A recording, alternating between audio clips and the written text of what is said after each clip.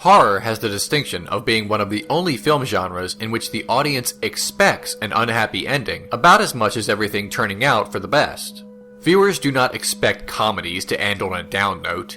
They do not think action movies will end with the protagonist 6 feet under. It happens from time to time, but when it does, it's shocking. Horror films are different, due to the graphic nature and the concept of the genre, often involving chainsaw-wielding maniacs and supernatural murderers. We have come to expect the heroes to be killed off one by one, and just when the last character thinks she has won, the antagonist suddenly opens its eyes and stabs her in the face. It's brutal, but we have become accustomed to this happening about half the time. But if all horror movies ended that way, with the antagonist winning, followed by the damnation of the neighborhood or high school or summer camp or world, the entire genre would be spoiled. We would know the ending. The suspense would be gone. So, the notion that horror movies need to end on a scare is a misconception. It's even a dangerous idea for horror movies. Here are some examples. Most films from the series A Nightmare on Elm Street end with the central villain, Freddy Krueger, defeated. Not the first film, but nearly every subsequent iteration. He is doused with holy water and buried in Elm Street 3, he is shown his own reflection in Elm Street 4, and so forth. Most entries in the Friday the 13th film series have relatively happy endings too. In the first entry, the murderer, Mrs. Voorhees, is decapitated. In nearly every sequel, Jason is bested by teenagers through electricity or sewage or something, and put back in the ground where he belongs. Now, bear in mind that these antagonists and various other slashers almost always return in later sequels, sometimes in space for some reason. But for the time being, at the end of these films, the good guys win and live to frolic naked in a lake another day.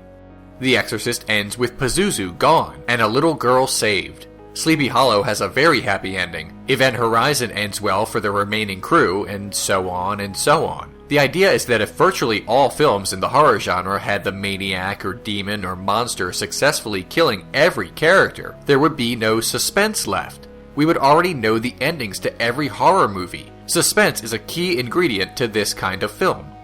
Alfred Hitchcock once spoke of the importance of the proper use of suspense. Paraphrasing for brevity here, he said, "Let's suppose that there is a bomb underneath this table between us. Nothing happens, and then all of a sudden, boom, there is an explosion.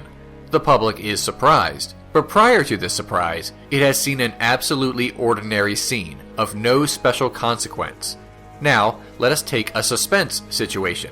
The bomb is underneath the table, and the public knows it. The public is participating in the scene. The audience is longing to warn the characters on the screen. With all of this in mind, there is a trend in horror, a subgenre that by its very nature is a spoiler for the ending. Found footage horror films all follow a common premise. All, or nearly all of the film, is presented as discovered video recordings, typically left behind by missing or dead characters. The most famous early film in this vein, Cannibal Holocaust, was released in 1980, but the style found new life with the Blair Witch Project over a decade later. It has since become a widely popular way to present a horror film. A brief aside. There is a difference between found footage horror and mockumentary horror. Ghostwatch was mockumentary, something almost never attempted in horror except in rare circumstances. It often feels like a news broadcast. Found footage horror is easily spotted by being a group of fictional amateur filmmakers or kids, and often with a text crawl at the beginning saying when this footage was discovered and how. There are a few problems with this subgenre. The shaky camera work, the fact that it is so cheaply made that one need not hire good actors, but the biggest problem is the premise. We know all the characters are either dead or missing. Otherwise, according to the plot, nobody would have found the footage. In other words, with the rarest exceptions, we always know what happens to our main characters in the found footage horror film, and we always know it won't be a happy ending. Lots of people thought Paranormal Activity was terrifying, but anyone watching it could have put together that the entity in the house was going to win, simply because of the subgenre of horror the audience was watching.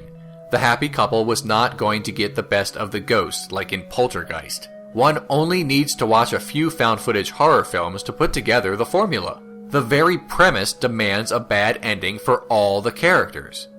The vast majority of found footage horror films have an ending with the main characters all dying, because that is the entire concept of the subgenre. When watching the Blair Witch Project, we should all be aware that the obnoxious youngsters would not be getting out of this alive. It is found footage. It is not handed-in footage by all the characters.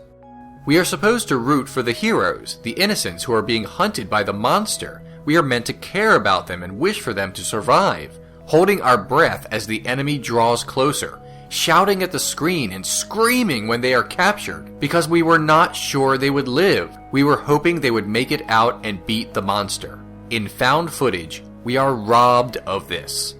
How can we keep watching found footage horror movies if we always know the ending? How can we continue with this subgenre if the very name of it is a spoiler? Well, in fairness to found footage horror, some of its entries are still a good bit of fun. Grave Encounters is a little clever, it's claustrophobic, it works, except for the glaring flaw in spoiling the ending at the beginning. Now some will argue that a movie is less about the destination and more the journey, and those who saw Titanic, a historical movie, already knew how that was going to end too. But horror is different. It relies on suspense, and without that, there's very little left.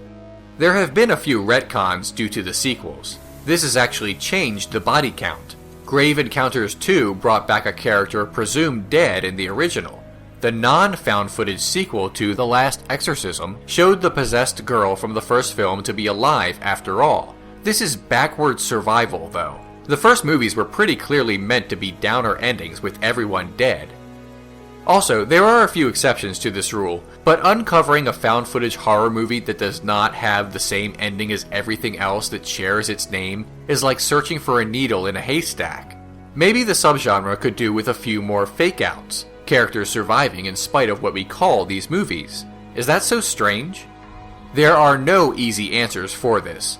Considering the relatively inexpensive way these films are shot and produced, this style of horror will probably be around for quite a while. Perhaps released in January, dumped where there is nothing else. With this brand of horror likely here to stay, fresh new ideas may be needed because the premise is transparent and the outcome of every film obvious, even to the most casual horror fan.